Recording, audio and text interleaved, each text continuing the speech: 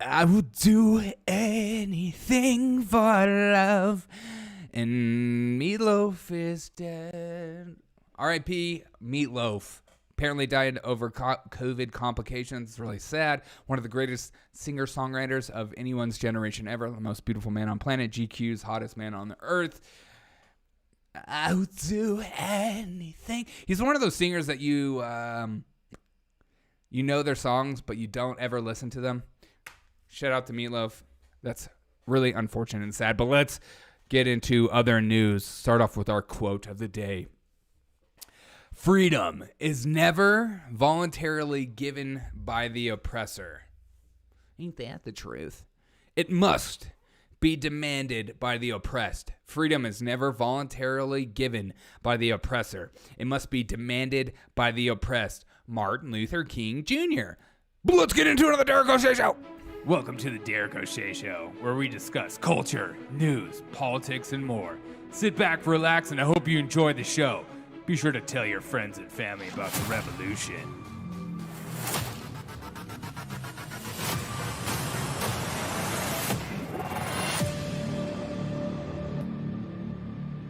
What's up, everyone? Welcome to the Derek O'Shea Show. I appreciate you guys so much for taking time out of your day. It means a lot to me that you want to hang out with me. If you want to support my show, you go to buymeacoffee.com/Derek O'Shea Show. Buymeacoffee.com/Derek O'Shea Show. Link is in the description below. I'd greatly appreciate it. Shout out to David. Thank you so much for being a new member. It means a lot to me. But I was scouring the news for something to talk about, and something that I've honestly been thinking about all week is this social media experiment, this migration, as MSNBC, their lead story today is, the great right-wing social media migration is ... not going great. Don't you love that they called it a right-wing social media migration? It's like, maybe we just don't want our past presidents just being taken off of our social media. Maybe we enjoy actually connecting with those type of ideas or those type of people, or just like, doctors and stuff like that, or people would, or maybe like major stories like, I don't know, Hunter Biden's laptop. Maybe people respect the idea of real journalism, not just, commenters like myself, just YouTube creators and stuff like that, where we just comment of what things have been written on. That's pretty much what our journalistic mindset has been in many of the corporate media structures, is that they're just social media content creators where we just comment on things they're saying. As Mitch McConnell's videos being passed around today of him saying African Americans are equally voting as much as Americans. Oh my God, I'm going to pretend like I'm having a heart attack and pretend like I'm losing my mind over that statement. Yes, it was stupid. Yes, it was ill-advised, but did he probably mean it? Did he probably actually know what he said when he said it? Probably absolutely not. But, as always, corporate media and stuff like that, they'll make a situation out of nothing. They'll make a meal out of a piece of fruit they find on the ground. But the right-wing social media migration is ... not going great. And why do I think I agree with this article in a sense? We have a lot of places like, let's say, Rumble, where you go to Rumble right here, you go, we create technologies that are immune to cancel culture. But how can you be immune to cancel culture when I go to your terms of service and any other content or material right here? Number 13, any content or material that Rumble, in its sole, unfeathered, and arbitrarily discretion determines is undesirable on Rumble services will be taken down. If we just don't feel like it fits our mold, we're going to take you down. Ergo, maybe not the most immune to cancel culture, but some of these companies use these terminologies, use these phrases, this narrative speak, this vocab of the day. They use this language so it creates a buzzword, creates an emotional feeling. It makes you go, they're for freedom of speech, but they're not. Okay. And then we go to GETTR. And GETTR, of course, has been promoted after the Robert Malone, Dr. Joe Rogan podcast, where he said, GETTR is a bastion of freedom of speech. And even right here with GETTR, it says, GETTR holds freedom of speech as its core value and does not wish to censor your opinions. We don't wish to censor your opinions. Nonetheless, GETTR may but will not have any obligation to review, monitor, and display, post, store, maintain, or accept otherwise use of any of your UGC, or GETTR may, in its sole discretion, reject and delete and reformat, move, and refuse any otherwise to make UGC without notice of any liability or any third party. God, this is the longest run-on sentence in the world. In connection with our operation and blah, blah, blah. Okay. Comes to our attention that we believe is, if we believe it's offensive, obscene, lewd, lavishes, filthy, pornographic, violent, harassing, threatening, abusive, illegal, or otherwise objective or inappropriate. Language that's inappropriate. Or to enforce the rights of third parties to the terms of service applicable, blah, blah, blah. So if it's deemed inappropriate, and there's already been reports of people being, taken down off of GETTR, who, of course, they're provocateurs, the ones that are being taken down. But you can't say that you're for freedom of speech, and at the same light, you're not. It just doesn't. Because once you start to establish rules as unharmful and inappropriate content, you can just do the same thing YouTube does. Oh, goes against the CDC, goes against the WHO, goes against. You're talking about a subject and you don't fit that mold. You're not allowed to talk about that subject. You're taken down. It's seen as harmful. But there is one platform. That when he went on Tim Pool, the CEO of Gab, when he asked, what's your terms of service? What's your rules? What am I allowed to say? What am I not allowed to say? And he pulled out the Constitution. That's what freedom of speech looks like. I wish more people would buy into Gab. I'm just going to zoom into this. Is the CEO of Gab. He looks such a dude. I love it. Oh, and he's married, ladies. So back off. But I love Gab because they've created their own. They had to make their own servers and stuff like that.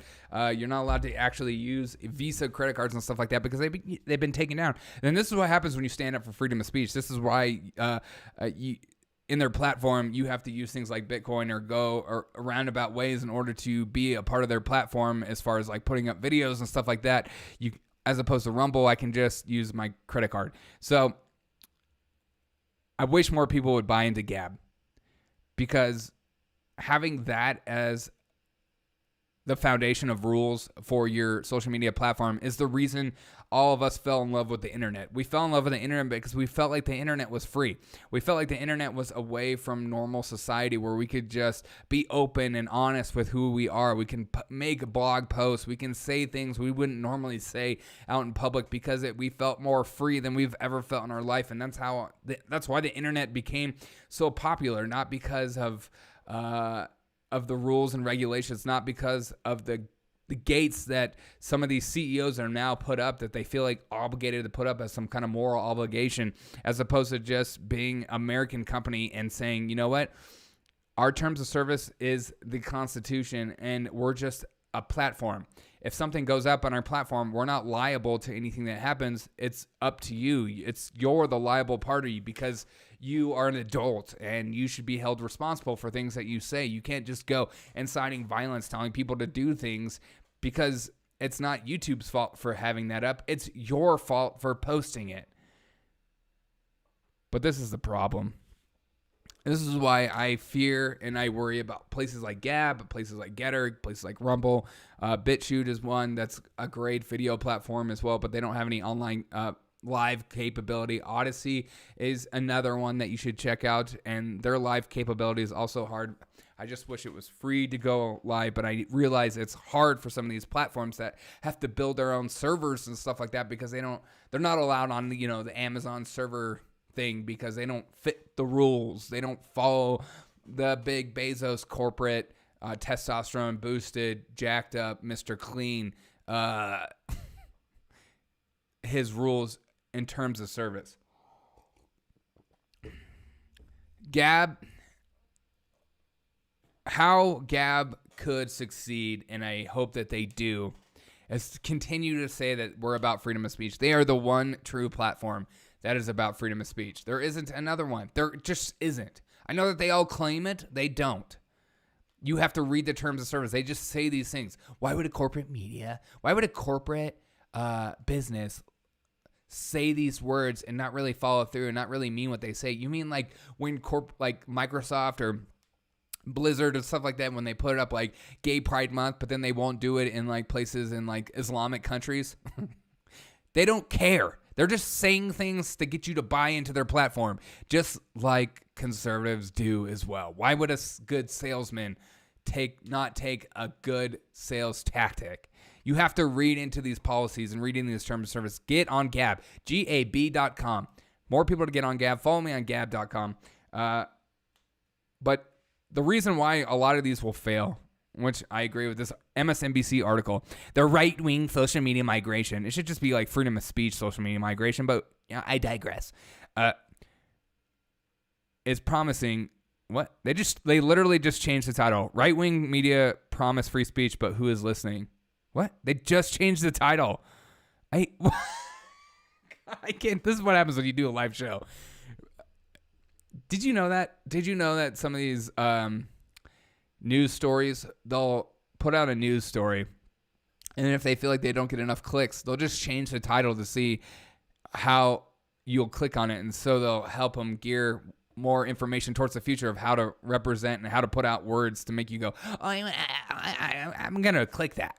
Anyways, Gab, there needs to be more buy-in. There needs to be more people on this platform. There needs to be more people on any of these platforms. There just isn't. A lot of people are using these platforms for just another reposting site, which I do too, because there's just not enough buy-in. I don't know anyone. There isn't a single influencer or prominent figure, whatever you want to call them, whatever you feel comfortable calling these people on these platforms. I wish more prominent YouTubers or influencers or politicians said, you know what, I'm choosing one and I'm choosing Gab. I'm just on Gab. I'm not going to be on Twitter. I'm not going to be on Facebook. I'm not going to be on any of these other companies, and it'll push more people towards their platform. Yes, there'll be a hard buy-in period where people feel like, I haven't heard anything from this politician in forever. Oh, because you're not on Gab. You're not following these people on Gab. So there needs to be more buy-in, especially by some of these prominent quote-unquote conservative bastions of free speech who their main job is this. You're going to be taken down on these social media platforms in due time. I mean, maybe not. Maybe they'll just keep you on and keep just putting you in suspension because they feel like they need you, because they feel like if you were to leave, then they'll leave. But I wish more conservatives would just take the cojones route and say, you know what? Take the cojones route and say, you know what? I'm getting off Twitter. I'm getting on Gab. I'm not going to post on Twitter, even Gab. I get so tired of these conservatives like talking about, and even myself, there's just like a double standard within myself of being mad about being on these platforms, but then still using these platforms.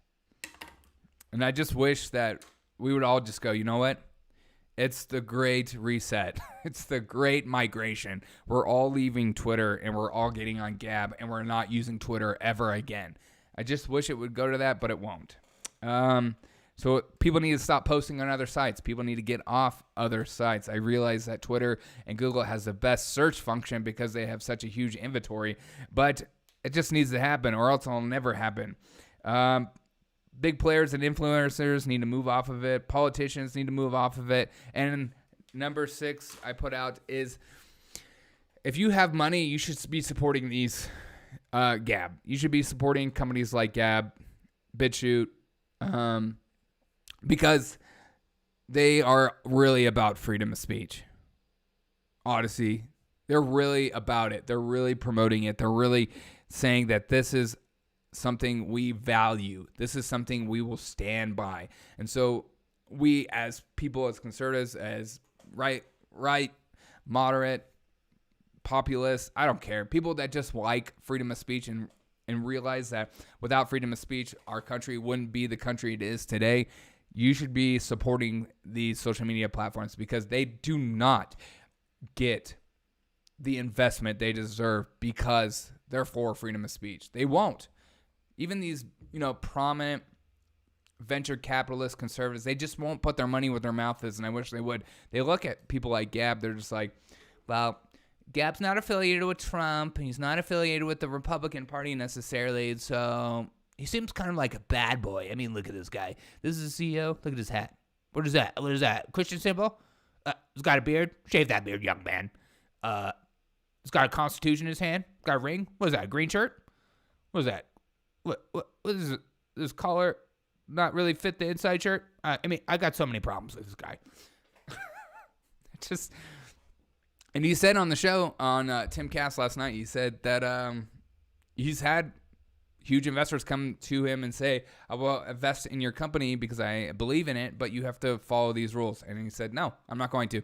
And I respect that, because that's what the internet should be about, and that's what we should be about. We should be about freedom of speech. And the only way these companies will survive is through our buy-in. Will it happen, though, is the question. I'm posing it to you. Do you care about stuff like that? Do you care about freedom of speech? Do you really, really care? I mean, I'm not saying like, yeah, I want it, and I'm just going to keep fighting, YouTube and Twitter till I die. Or what if I told you had an opportunity to leave Twitter and get on a social media platform that promotes freedom of speech? But then you would have to give up and be uncomfortable for a long time, maybe forever, that there's just not a lot of people on Gab compared to Twitter. And maybe that'll change. I wish more conservative, right-leaning, freedom of speech, liberals, old school liberals would just gain together, hold hands, and say, you know what? We're about this freedom of speech thing so much, we're leaving Twitter. But they won't. I just feel like some of these people are just more, created a whole career off of bitching and not doing nothing. And in some capacity, that's our culture today, right? We all complain about everything, and we don't actually do anything. We just want to bitch about stuff, and we want people to hear what we have to say. And maybe that's the whole reason I did this podcast. I'm just here to complain and moan, and I need an echo chamber to do so. I don't want to actually get involved in politics or try to make a difference in my community. I just want to start a YouTube channel and talk about it. Is there anything better than noticing the own hypocrisy in your life while reading about something and being angered by something? Maybe that's a lesson for a Good Friday, is that learn to laugh at your own hypocrisy. Learn to laugh at who you are as a human being, and notice, be more worried about who you are than who another person is, because like the saying goes, take the plank out of your own eye. A lot of us have a plank in our own eye while other people are walking around with planks in theirs as well, but we're more concentrated on their plank. Like, look at that thing in your eye, bro. And they're like, you got one too. And I'm like, no, mine's not like yours though. So I'll go live a little later. It's Friday. We're going to have a Culture Friday. It's going to be fun. It's going to be a good time. I'll put up that live for it. Come hang out. Come bring something to drink. Tea, coffee, water. We'll watch Biden talk. Because at this point, he's just fun. I don't know. Sometimes I can't believe he's our president. But come hang out live on YouTube with me. Twitch, Twitter, Facebook. It's going to be a damn good time. I hope you guys have a good rest of your day, and I love you. Goodbye. Just making some tea. I'll be right back. Gonna watch Joe Biden do his thing. Joe Baby Biden. Come on, All right, we're back. Hey, there he is. What's up, guys? I hope you guys enjoyed that. Man, my camera. All right. Hope you guys enjoyed that little podcast, that little ditty on Gab. I just, what are you gonna do? But we're waiting for Joe Biden. Dude is historically always late. 12 minutes late right now as we speak. Get in the chat. Let me know how you're thinking, how you're feeling about what's going on. Are you guys, right now I'm live on Facebook, Twitter, Twitch, YouTube, and that's it. Let me know your thoughts on get in the chat and let me know your thoughts on the freedom of speech thing and social media companies. Are you willing to go to a different social media company if it means, you're going to miss out on some things on other platforms? Because I feel like that's the only way some of these platforms will ever learn or maybe stop being the way they are, is if people just stop going to their site, stop driving, people's eyes and allowing other people to advertise and getting your attention. And if there's something free in life, you give up something else, as always. But what's going on? Let's go President Biden. Let's go Brandon. Brandon is always so late. I get so worried about him. Apologize if this is boring. You're like, this. Maybe there's got to be another website.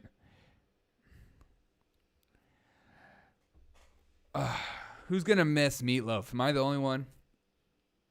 I would do anything for love. I would do anything for love. This is from R. Reed. Joe Biden, with the help of the mainstream news media, is destroying this country and your children's future. I'm assuming your name's Rick Reed, R. Reed. Okay, so what? What do you propose to do? What do you think should be the answer to that? I don't think it's Biden. I think it's all of them. I mean, our debt is through the roof. We continue to spend. We continue to send money to countries all around the world. We're printing money more than we've ever printed money before. People are being crippled by the gas prices. People, as pipelines are being taken down, as renewed land leases for oil and drilling is being taken down.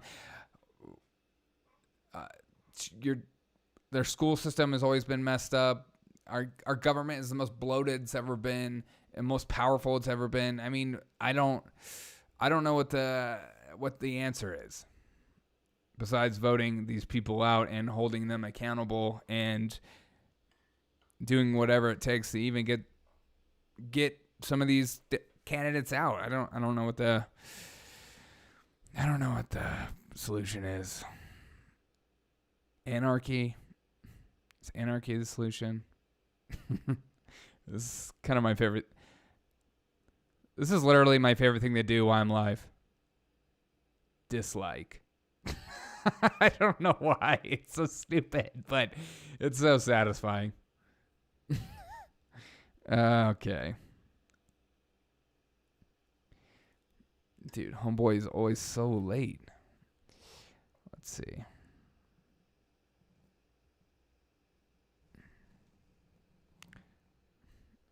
I'm gonna try to.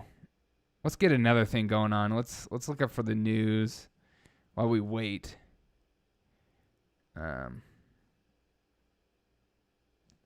Sorry. There it is. Explore. I'm like, what? What am I looking for? I would do anything for Meatloaf.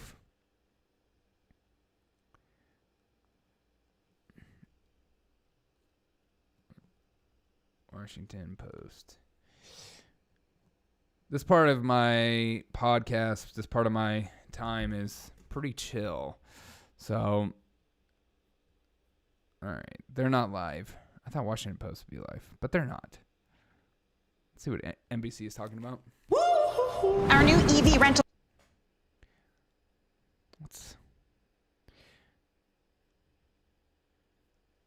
You guys feeling good this Friday? Feeling good? Some handwritten note that falls out of a file folder that breaks the case. But, you know, I've worked for a lot of old school lawyers who use that Post-it note system, and often it's attached to another document. It doesn't say to or from. It just says do this. So Post-it notes might not give as much information or context as the AG is looking for. Danny, this investigation is happening right now. But these allegations ultimately lead to any sort of criminal charges? We're looking at a civil investigation at this point. They're just so obsessed with him. Yes, the Attorney General occupies kind of an odd position because most people think of her as a law enforcement agent. But in New York, the Attorney General is in charge of policing corporate activity to make sure that corporations run the way they're supposed to. So at this point, this is a civil investigation, but the information being revealed could, of course, possibly lead to some sort of criminal exposure, which is why it's interesting. She's seeking depositions, but if she going after gets Trump, them, isn't it likely that these folks might take the Fifth Amendment? Well, we've not seen a lot of people talking in the January 6th committee investigation, so that stands to reason that could happen here, too. Danny Savalos, thank you so much. Thank you, Danny. Former President Donald Trump is also facing new scrutiny over his efforts to overturn the results of the 2020 election. A top prosecutor in Georgia is now requesting a special grand jury to investigate possible criminal behavior. While on Capitol Hill, the January 6th committee, they are inviting Ivanka Trump to give voluntary testimony about communications with her father and others during the insurrection. Here's NBC News senior Washington correspondent Hallie Jackson. Hey there, we're talking about two Trumps, two investigations, and two new developments now, including Biden, from the lawmakers investigating January 6th. I thought Biden would be out by now, but he is so far 18 minutes late. Not subpoenaed, just invited to share more with the committee about what she knows. That resulted. The January 6th committee spotlighting not the former president, but a different Trump this morning, his daughter Ivanka, asking she share specifics about her communications with her father and White House staff as the insurrection was happening. We have direct testimony that Ms. Trump went in multiple times, at least twice, maybe more, to her father. I believe she was alone with him to ask him to call off the violence. Lawmakers also want to know more about conversations between Mr. Trump and his then Vice President, Mike Pence, to try and stop the counting of electoral votes. Whether Mr. Trump ordered the National Guard to respond to the riot and his activities after the attack on the Capitol. So far, get in the chat. Let me know how you guys are doing. We're waiting on Joe Biden to speak. Who held an official role in his administration as a senior advisor, has not been subpoenaed. And in a statement, a spokesperson saying she just learned of the letter from the committee, added she did not speak at the January 6th rally and said that day the violence must stop immediately. It comes as the former president himself faces legal pressure on a different front. There's with a top Georgia prosecutor requesting a special grand jury to bolster her investigation into possible election Crowell, interference. are you by on the former any president and other his social allies. media platforms like Gab or Parler The or Fulton County District Attorney writes she's investigating any coordinated attempts to unlawfully alter the outcome of the 2020 election. If people even says some witnesses have want been to jump on another platform. Pointing to Georgia's Secretary of State Brad Raffensperger, who was on the receiving end of that now infamous phone call from Mr. Trump last January. That's when he pushed Raffensperger to overturn the state's legitimate election results. I just want to find I miss that voice so much. So silly. 780. 780. Which is one more than we have. One more than we have. We won the state. President Biden we won this great, Georgia, big, beautiful Mr. Trump state. Continues to insist in a new statement that his call was perfect, repeating again his election fraud lies. Raffensperger, by the way, says he is cooperating with the DA's investigation and will comply with any grand jury summons. There's also news coming out now from the National Archives, which says it's in the process of handing over Trump White House records to the House January 6th committee. Remember, after the Supreme Court shot down the former president's push to try and keep those documents secret. Back to you. Okay. All right, Hallie Jackson for us. The larger-than-life singer, rock Apparently legend, we're still. Meatloaf, I would do anything for love. Are remembering him. How beautiful of a man he was. I'm Terry Crews. What's ABC talking about? What is an overpass? Come on. Just MySpace? Nobody wants more robot tests. Dude. But we could all use more ways to save. The OG of them all. Oh, we got Biden? Let's see. Maybe. I don't think they're Good morning. All right. Good morning. Good morning. Thank you, Mr. President. You're welcome. For inviting me to join today, and thank you for convening us all today. Today is an exciting day for our country, and I want to begin by thanking Pat Gelsinger, the CEO of Intel, and Intel for making this massive, historic investment in American manufacturing right here in America. I'm so excited. Now, from day one, President Biden has recognized and been clear. What the heck?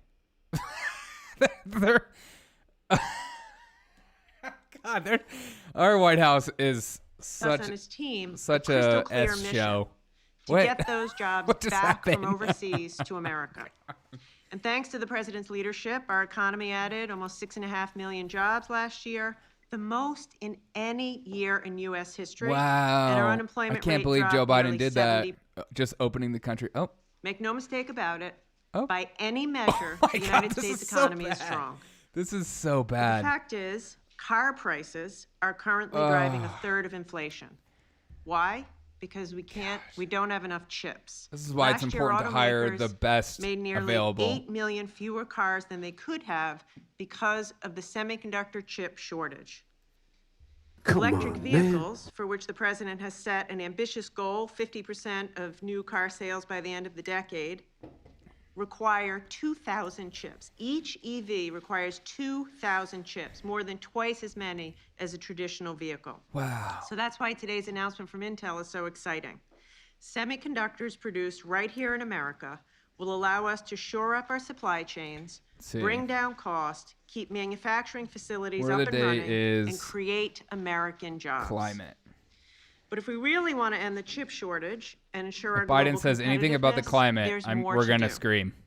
Today, our semiconductor supply chain is far too dependent on conditions in countries halfway around the world. A COVID disruption, a typhoon. The chip shortage is only part of the problem. Yeah, it's a huge part of the problem. The fact that we, as a country, this is what happens when you push all our business overseas for slave labor. We feel good on the inside and everything is cheaper, but then when they don't produce chips, we're screwed.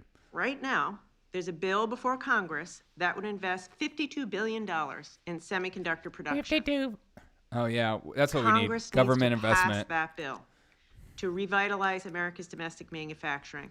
Passing that CHIPS funding is a win for workers, businesses, supply chains, and our economy. Throwing money at something. So again, Mr. President, thank you for your leadership, and thank you to Intel for choosing America. It's now my great pleasure to introduce Pat Gelsinger, the CEO of Intel. He's a global leader in the semiconductor industry, has been a leader in the industry for decades. Hey guys, subscribe if you're The new. announcement he'll be making today will create nearly 12,000 jobs in total.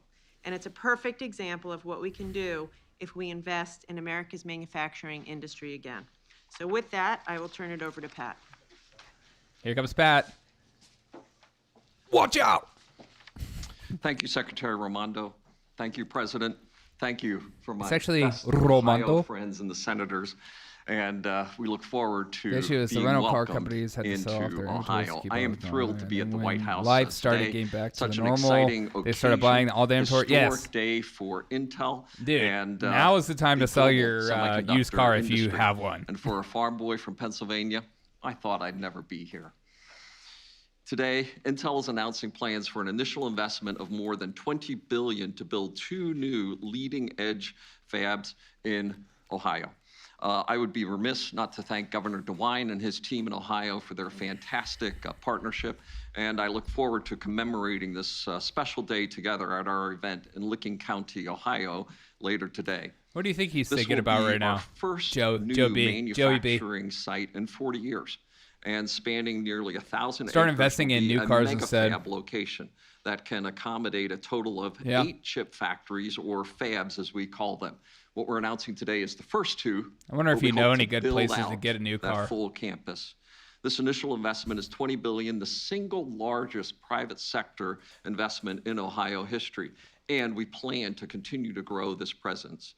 You know, at full build-out, this site could grow to as much as $100 billion of total investment over the decade. This impact of a mega site like this is simply profound. A semiconductor factory is not like other factories. It's more like a small city supporting a vibrant community of services, suppliers, and ancillary businesses. You can think about this as a magnet for the entire tech industry. And all of this is just call it a job. New jobs. And we plan to invest an additional $100 million over the next decade to help develop and attract a pipeline of skilled talent and bolster research programs throughout the region. Intel's investments will help meet the unprecedented demand for advanced semiconductors, or chips as they are called. That's a word we need to retire, as unprecedented. Every consumer in America now knows we've seen disruptions in our supply chain globally. Many products are in back order. Christmas trees were not nearly as full this year simply because the industry does not I was told have Biden saved chips. Christmas. Our lives depend on no them. man. Ponder for a moment, what portion of your life is not becoming more digital? Our dependence, the criticality of semiconductors, the brains that are powering critical industries, education, business, medicine, work from home, wondering if he puts his care from home, infrastructure, national I wonder if he put his security. diaper on the right way too, man. All of these depend on chips. But as Secretary Raimondo said, most semiconductors today are sourced overseas. As a country, we cannot rely solely on imports for such essential technology. And the only way to address this economic and security risk is to increase our domestic semiconductor manufacturing capacity. That's why last year I announced a historic investment to expand our operations in Arizona and Mexico. And as the company who put silicon into Silicon Valley, and the company that is now the catalyst for the Silicon Heartland, Intel is committed to restoring end-to-end leadership, innovation, and manufacturing here in the U.S. We are doing our part, but we can't do it alone. Amen. The federal government has shown strong bipartisan support for growing this strategic industry. And I'd like to thank President Biden, Secretary Raimondo, and everybody involved in supporting the semiconductor industry.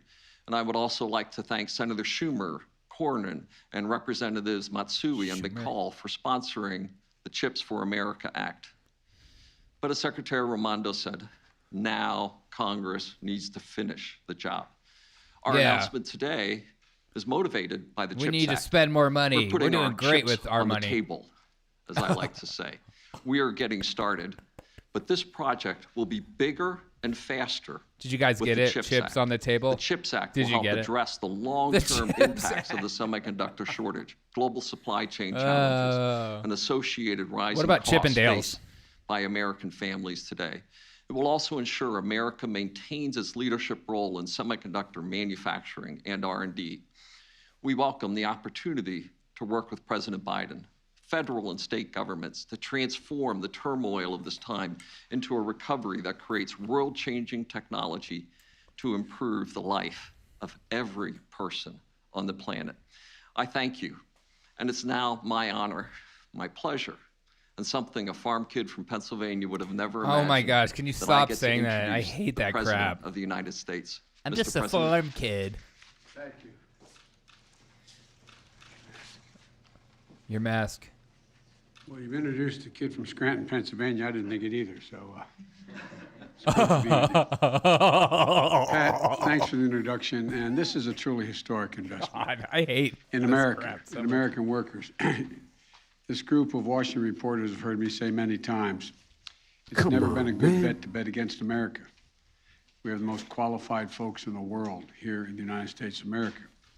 And I want to thank Sherrod Brown and Rob Portman, two senators who deserve an enormous amount of credit for us getting to this place right now, bipartisanly. The idea that we can work together is only just beginning to dawn on people here, I think. And I want to thank Commerce Secretary Gina Raimondo, who from day one has been helping lead our efforts to strengthen American manufacturing in America and American Please don't touch your innovation. bag. That's a no touch. Pat just laid out today's big announcement by one of America's most important companies. This historic investment for Ohio, one of the largest investments in semiconductor manufacturing in American history. A brand new $20 billion campus outside of Columbus, Ohio.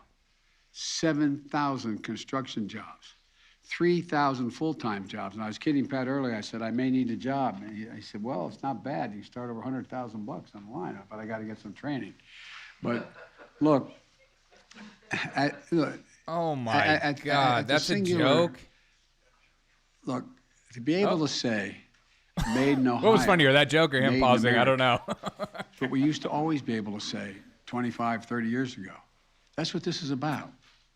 But folks at home might be wondering, why it's such a big deal for manufacturing something so small, the size of a postage stamp? Why is that so important? Well, semiconductors are small computer chips that power virtually you don't know what they are. We do. In our lives. Your phone, your car, your refrigerator, your washing machine, hospital equipment, the internet, the electric grid, and so much more. And here's the deal. America invented these chips. America invented these chips. And federal research and development led to the creation of these chips. Taxpayer dollars. These chips helped power NASA mission to the moon. The federal investment helped bring down the cost of making chips to build a market and an entire industry. As a result, over 30 years ago, America had about 40% of global production. But since that time, something happened. American manufacturing, the backbone of our economy, got hollowed out. Companies moved jobs and production overseas, especially from in the industrial Midwest. Yes. Decades ago, maybe because of some policies and stuff like that. I don't know. Our gross domestic product in research and development. Let me say it again. Say it again. We invested 2% decades ago of our gross domestic product in pure research and development. Today, it's less than 1%. We were ranked number 1 in the world in R&D. But guess what? Chicken butt? We now rank number 9. China was number 8 in the world 3 decades ago. Now they're number 2. And other countries are closing in fast. Number 2 workforce. As a result, today, we barely produce 10% of the computer chips despite being the leader in chip design and research. And we don't have the ability to make the most advanced chips right now. But today, 75% of the production takes place in East Asia. 90% of the most advanced chips are made in Taiwan. Why is that, Joe? China's doing everything it can to take over the global market so they can try to outcompete the rest of us and have a lot of applications, including military applications. He's losing Folks, look, during this pandemic, your pocketbook felt the consequences. Inflation, higher prices. Whenever a factory shuts down in one part of the world, the production and shipments of goods to shops and homes and business all over the world gets disrupted. COVID-19 has compounded that problem many times over, especially with these computer chips. As a result, everything from cars to dishwashers are delayed getting to showrooms and customers, just as demand for them is up because the economy is growing. And because supply is low,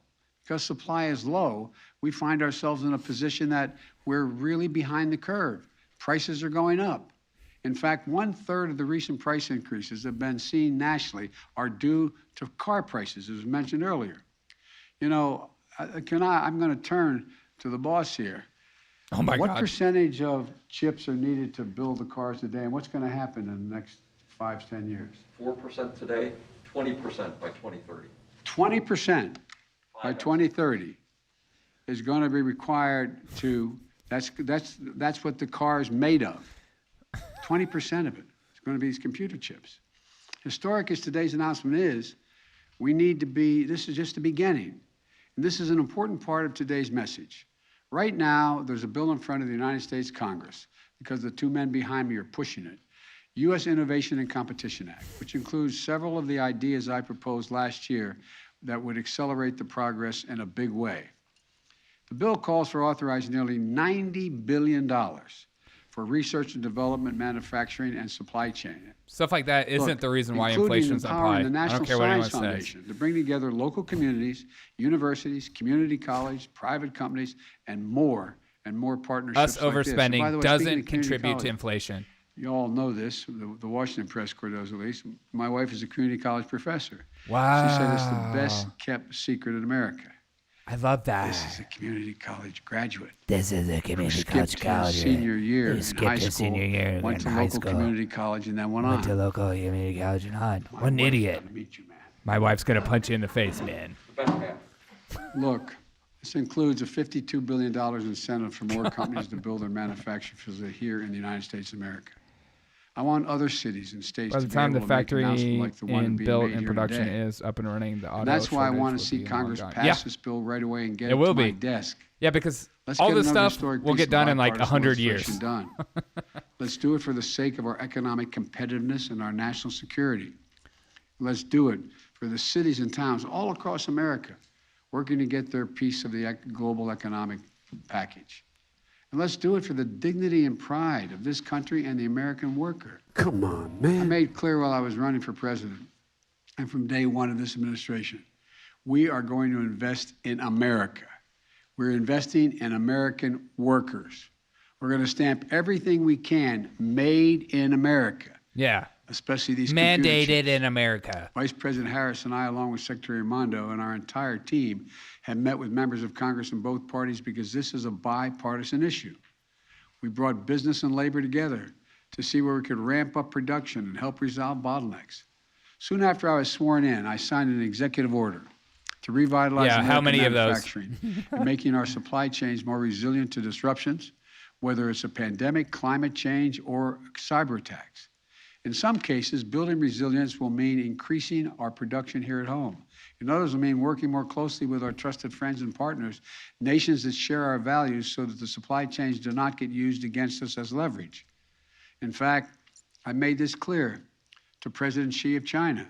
We need not have confrontation, but we have a stiff economic and technological competition, and we're going to insist everyone, including China, play by the same rules. Yeah. We're going to invest whatever it takes in America, in American innovation, in American communities. You and American use your workers. slave labor, and That's we'll exactly use what our we're doing paid here labor. today. We'll see who wins. As a result of the progress we made, record economic growth, record job growth, faster economic recovery than any other nation on earth, we are better positioned globally than we have been in a long, long time.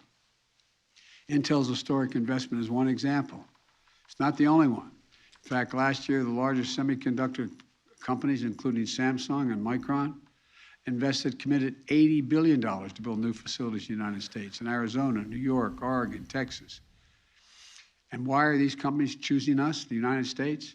I think it's because they know we have the most productive workers, the best research universities, a dynamic venture capitalist system, and a rule of law that protects intellectual property.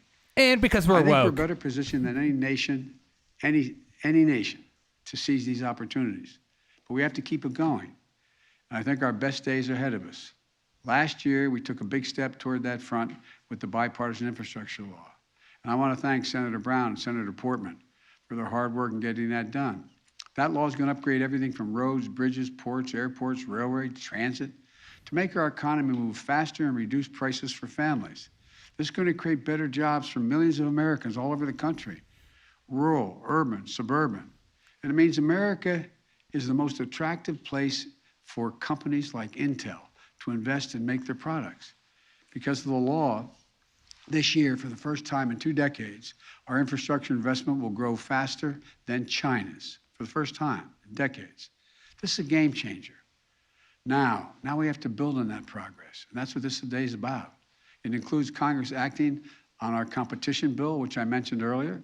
You're a lying dog-faced pony soldier. Using all the tools we have to reshore our supply chains, strengthen our economic resilience, and make more in America.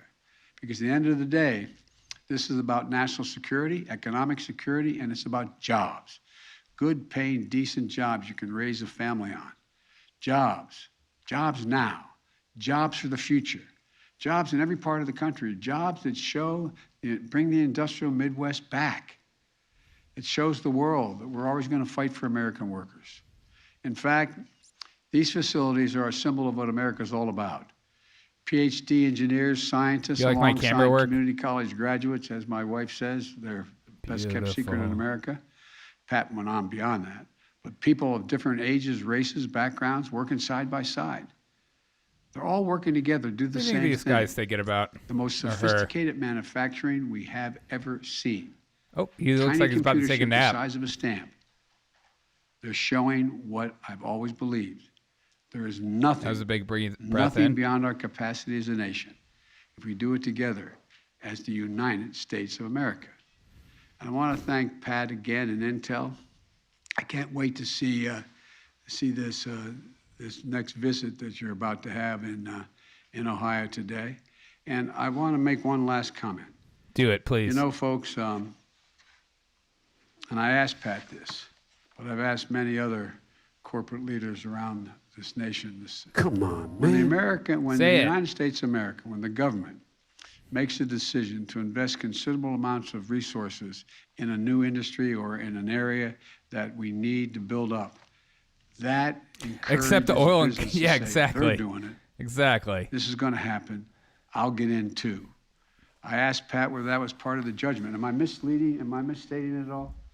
And God. it is, but I just want everybody He's to a man of understand. the people. See him checking. When, you know, I'm sure there were people who looked at both my colleagues who helped lead the fight in this CHIPS Act we're trying to pass. When are you going to spend all that money?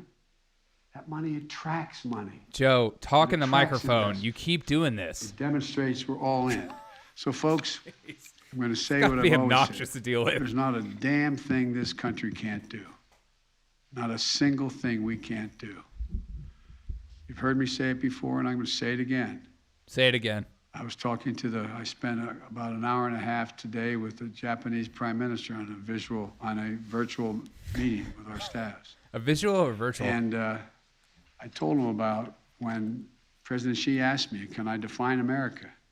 When I was in China with him, I said, "Yeah, one word, possibilities, possibilities." Yeah. We can do anything. If we put our mind to it. God bless you all, and may God protect our troops. And by the way, the reason we're not going to have any time for questions now because is these guys got to get quickly on a plane and go out and do a major announcement in Ohio, and you guys will ask me all about Russia and not about anything having to do with chips. I have a question about this. If you could, how are we going to guarantee the raw materials will be available since many of them come from without the United States and Great including some question. countries like Great Afghanistan question. that are in turmoil? We're working on that. There's a lot not in Afghanistan. There's a lot we've been finding out and moving on directions to find where the raw materials are. We're making contracts to make sure we have access to them, and we are doing things that we're finding out here in the United States. We have assets we didn't know we had in terms of raw material. Thank you. Mr. President. Well, there goes our president. There he goes. There he goes, Mr. President. Oh, I like the Made in America thing in the background. That was my favorite part. Today. It's like, because I remember when I thought that was supposed to be like racist. It's like, you're against other countries by putting that. Make America great again. Thanks, guys, for watching. I'll probably go live a little later, much later, though, and hang out for Culture Friday as we review some videos and stuff like that. Come hang out with me. I'll put up a link and stuff like that, but be sure to share this with all social media platforms. I'd greatly appreciate it. Also, if you want to support me, go buymeacoffee.com/JerichoShay Show. I'd greatly appreciate it. The link is in the description below. Crowell says, fight for those American workers, except the oil and gas and coal ones. Exactly. I mean, this idea that Biden's doing everything he can to bring the gas prices down is just a lie. He did everything in the first few days of his of being president to make them go high. They want us off gasoline, period. And so when you are paying for an average of $4 a gallon starting in March, which is projected amount, and you go, well, what's going on? They're doing it on purpose so that you go, well, maybe I'll go electric because after all, gas is so expensive now. Everything's fabricated. You think you want those shoes because they're nice? No, it's been the way they pushed them in front of you. Word of the day was climate. I thought he was going to say something about climate change. He did not. I am disappointed in myself. I thought we were going to have a moment of screaming and exuberance, but instead it's full of depression. And They ask you how you are, you just have to say that you're fine. When you're hope you guys have a good rest of your day. I'll probably go live a little later when Joe Biden goes back. I think he's going to speak at like 2 or something like that, or at 4 p.m. I don't know. I'll have to look into that. But come hang out with me on YouTube. I think I'm going to play some Mario later today. It's Friday after all, people. It's Friday. We're going to hang out and have a good time. All right. Love you guys. Stay true to yourself. But get on Gab. Quit the other social media companies. Get on Gab. Bye. Love you.